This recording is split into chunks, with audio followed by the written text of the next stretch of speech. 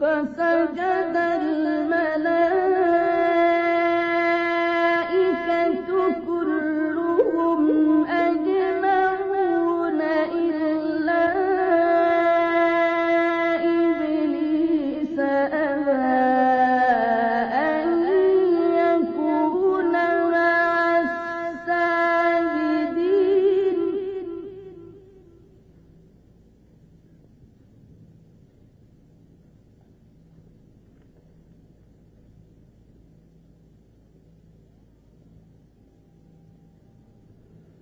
قال يا إبليس ما لك ألا تكون مع الساجدين.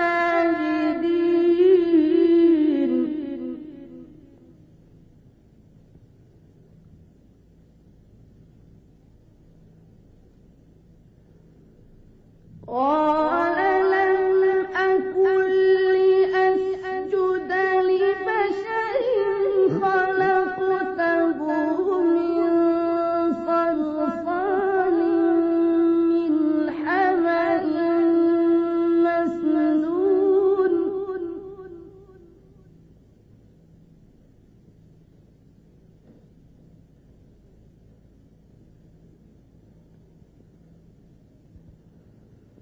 قال فاخرج منها فإنك رجيم وإن عليك اللعنة إلى يوم الدين.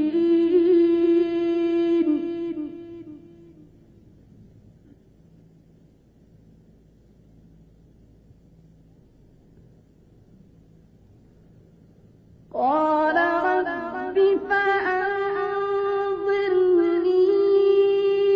إلى يوم يبعثون.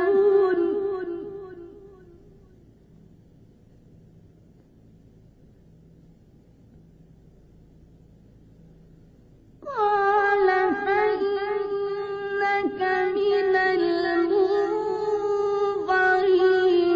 إلى يوم الوقت المعلوم.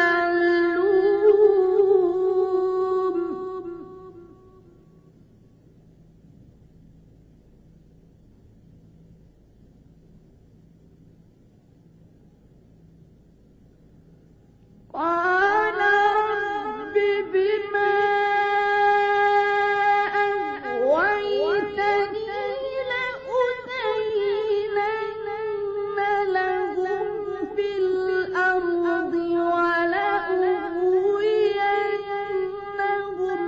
أجمعين إلا عبادك منهم المخلصين.